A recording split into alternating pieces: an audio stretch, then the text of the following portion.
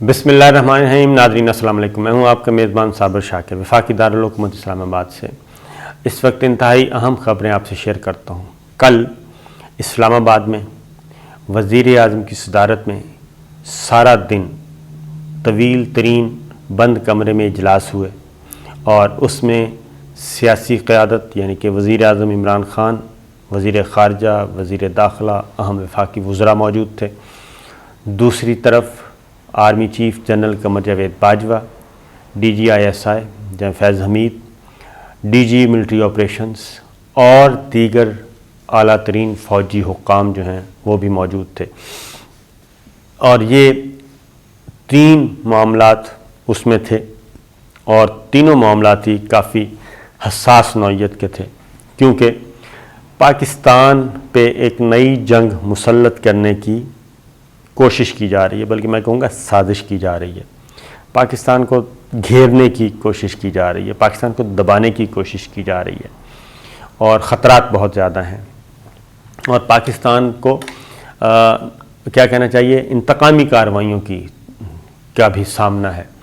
اس لیے کل کا جو اجلاس تھا، طویل ترین اجلاس، انتہائی اہم تھا، انتہائی حساس تھا، انتہائی خوفناک معاملات تھے اس میں۔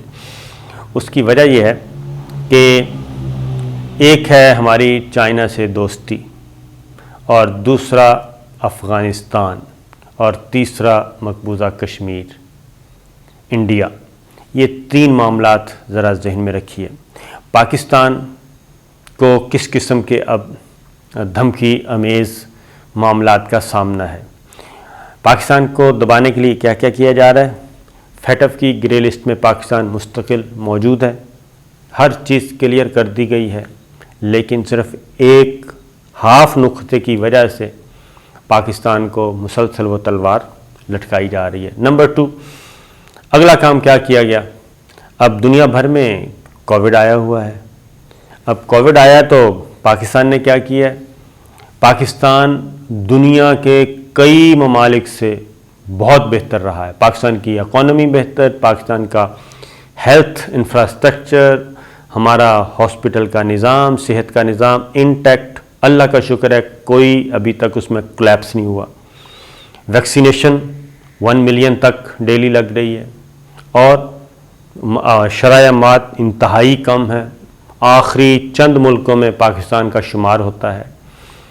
تو لیکن پاکستان کو ریڈ لسٹ میں رکھا ہوا ہے۔ دوسری جانب انڈیا جہاں پہ ہزاروں اموات نہیں لاکھوں اموات ہو چکی ہیں، یعنی جو عالمی ذرائع ابلاغ ہیں اور عالمی ادارے ہیں وہ یہ اوپنلی کہہ رہے ہیں کہ وہاں پہ 5 ملین تک اموات ہو چکی ہیں، یہ چند عرصے میں، صرف 2021 میں چند مہینوں میں 5 ملین تک اموات ہو چکی ہیں، اور انہوں نے ظاہر کتنی کی ہیں؟ 10 لاکھ، 9 لاکھ، 8 لاکھ، جبکہ وہ اس سے کئی گنا زیادہ ہیں۔ یہ ہے انڈیا کی صورتحال۔ اب برطانیہ کے لیے انڈیا امبر لسٹ میں ہے، یعنی کہ ریڈ لسٹ سے نکال دیا گیا اس کو، پاکستان ریڈ لسٹ میں رکھا ہوا ہے۔ اب پاکستان کو ریڈ لسٹ میں رکھنے کا مقصد کیا ہے؟ نہ صرف اس میں یہ ہے کہ جی پاکستان کا کوئی ٹریول نہیں کر سکے گا ادھر، اگر ٹریول کرتا ہے تو اس کو ہوٹل میں کوارنٹین ہونا پڑے گا، اور ہوٹل کوارنٹین میں جو فیس ہے یعنی کہ اس کے اخراجات ہیں وہ 2200 پاؤنڈ تک چلے گئے ہیں۔ 2200 پاؤنڈ، اگر کوئی بھی پاکستانی شہری برطانیہ جاتا ہے تو اس کو کوارنٹین ہونا پڑے گا، ہوٹل کوارنٹین، اور اس کے لیے اسے 2200 پاؤنڈ جمع کروانے پڑیں گے۔ یہ ہے صورتحال۔ یہ بھی ایک انتقامی کارروائی ہے۔ برطانیہ نے جو نئی لسٹ، ٹریول لسٹ جاری کی، وہ میں بتا چکا۔ محکمہ ٹرانسپورٹ کے مطابق جی، برطانوی محکمہ ٹرانسپورٹ کے مطابق بھارت، بحرین، قطر اور متحدہ عرب امارات جو ہیں وہ ریڈ لسٹ سے نکال دیے گئے اور ان کو امبر لسٹ میں ڈال دیا گیا، اور ان ممالک کو کوارنٹین کی پابندی سے آزاد کر دیا گیا۔ اور جبکہ پاکستان میں جو شرح ہے، شرح اموات بھی اور شرح مثبت شرح آنے کے کیسز کی، وہ بھی بہت کم ہے، میں آپ کو بتاتا ہوں۔ اب اس میں जर्मनी समेत 7 ममालिक ऑस्ट्रिया, स्लोवेनिया, स्लोवाकिया, लटविया, रोमानिया और नॉर्वे को ग्रीन लिस्ट में शामिल किया गया है। ये सारी चीज़ हो गई। अब इसमें बरतानिया के अंदर एक तो पेटिशन, ऑनलाइन पेटिशन शुरू कर दी गई है इस फैसले के ख़िलाफ़। अब पाकिस्तान, बरतानिया के अंदर भी उनकी अपनी पार्लियामेंटेरियंस जो हैं वो उस पर हुकूमत को तनकीद का निशाना बना रही हैं, बरतानवी हुकूमत को, और वो इस फैसले को कह रही हैं कि ये मेरिट पे नहीं है बल्कि ये पॉलिटिकल फ़ैसला है। और बरतानवी जो MP हैं नाज़िशा, वो ये कहती हैं कि ये पहला मौका है कि बरतानिया ने अपने क्वारंटीन ट्रैफिक लाइट सिस्टम के इक़दाम को घिनौने रवैये का मुज़ाहरा किया है। और पाकिस्तान अभी तक रेड लिस्ट में क्यों है? इसका 7 रोज़ के इन्फेक्शन की शरह 14% है 7 दिन के, और भारत की 20% है। यानी 14% वाला रेड लिस्ट में, 20% वाला अम्बर लिस्ट में तरक्की पा चुका है, और इससे ज़्यादा बददियानती की कोई हो नहीं सकती। इसी तरीके से एक और रुकन पार्लियामेंट हैं, उन्होंने भी इसको सियासी पसंदीदगी का फ़ैसला करार दिया, पॉलिटिकल डिसीजन करार दिया। उसके बाद एक और रुकन पार्लियामेंट हैं, वो बल्कि वो कह रहे हैं कि डेल्टा तो है ही इंडियन वेरिएंट है, तो जब इंडियन वेरिएंट है, जिस मुल्क में है, जिस मुल्क में तबाही फैला रहा है, वहाँ पे वो रेड लिस्ट में मुल्क नहीं है। जहाँ पे तबाही नहीं फैल रही वो रेड लिस्ट में है। ये कई अरकान पार्लिमान इस मैदान में आ चुके हैं और ये सब कुछ कर रहे हैं और इस पर तनकीद कर रहे हैं। अब ये है मुकम्मल तौर पे एक पॉलिटिकल डिसीजन, और पाकिस्तान को दबाया जा रहा है। ग्रे लिस्ट वाला देख लें, ये डिसीजन देख लें। अब एक और है, और वो है कि अमेरिका ने अब पाकिस्तान से मुतालबा किया है। क्या मुतालबा किया है? कि जनाब आप अपनी सरहदें अफ़गान मुहाजिरीन के लिए खोल दें। अब ये एक ऐसा ज़ोर ज़बरदस्ती वाला मुतालबा है कि जिसकी कोई सेंस नहीं है, और पाकिस्तान रजिस्ट कर रहा है, क्योंकि पाकिस्तान ने पाक अफ़गान बॉर्डर पे बाड़ लगा दी और 90% तक काम मुकम्मल हो चुका। और बाढ़ लगने के बाद से लेके अब तक जो पाकिस्तान के आदाद शुमार हैं वो ये बताते हैं कि 80% दहशतगर्दी कम हुई है पाकिस्तान में। ये हमारा पाकिस्तान का आदाद शुमार हैं। अब गवर्नमेंट ऑफ पाकिस्तान ये कह रही है कि जनाब पाकिस्तान क्यों अफ़गान महाजरीन को ज़बरदस्ती वसूल करे। 2-3 वजूहात हैं उसमें। पहली बात है कि 3 मिलियन तो हमारे पास पहले ही अफ़गान महाजरीन हैं। मज़ीद अफ़गान महाजरीन को या तो आप कोई सिस्टम दें, कोई अक़वाम मुत्तहिदा उसकी ज़िम्मेदारी ले, वहाँ पे कैंप शैम्प बनाए जाएँ और कैंप बना के उनको कैंपों तक महदूद रखा जाए पाक अफ़गान बॉर्डर पे। तो लेकिन असल मसला ये नहीं है। अब अमेरिका क्या कहते हैं? अमेरिका ने बाकायदा तौर पे पाकिस्तान से कहा है कि अफ़गान महाजरीन के लिए सरहदें खोल दें और उनको पाकिस्तान में आने दें। अब ये समझ नहीं आ रही, जबकि इधर 3 मिलियन पहले से बैठे हैं और अमेरिका में जो अफ़गान सिर्फ साथ देते रहे हैं इंटरनेशनल फोर्सेस का, जो अफ़गानी वो 18,000 या 16,000 बनते हैं। उनको भी पूरा यूरोप, पूरा मगरब, अमेरिका उनको भी संभालने के लिए तैयार नहीं है, बल्कि आपस में लगे हुए हैं कि 1000 आप रख लें, 1500 आप रख लें, 1600 आप रख लें। ये इस तरीके से वहाँ पे तकसीम किया जा रहा है।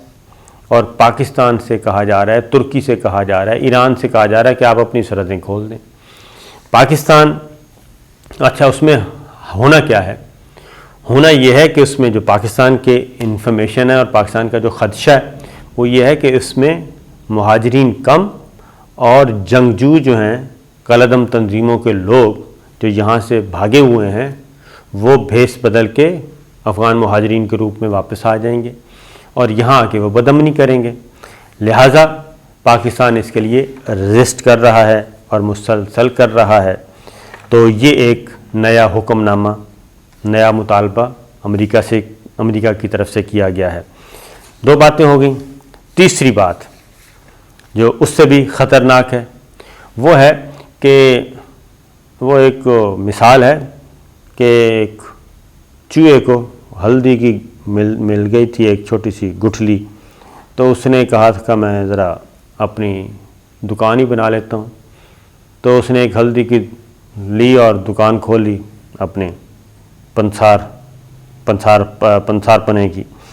تو یہ اسی طریقے سے انہوں نے کیا کیا، انڈیا کو چند ہفتے کی سلامتی کونسل کی صدارت ملی ہے، اور اس میں ایک مہینے کے اندر وہ مہینہ کون سا ہے، اگست کا، اس میں وہ زیادہ سے زیادہ ٹیکہ لگانا چاہ رہے ہیں اور بلڈوز کرنا چاہ رہے ہیں.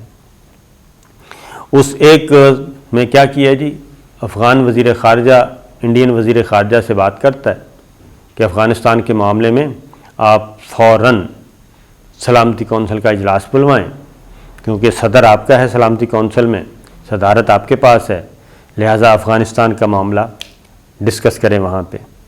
اب یہ چیز آ گئی، انہوں نے فوراً انڈین وزیر خارجہ نے اپنے جو سفیر ہیں ان کے یو این میں بیٹھے تریمورتی، ان کو حکم دیا کہ جناب فوراً اجلاس بلایا جائے، اور افغانستان کے ایشو پہ ہنگامی اجلاس بلا لیا گیا.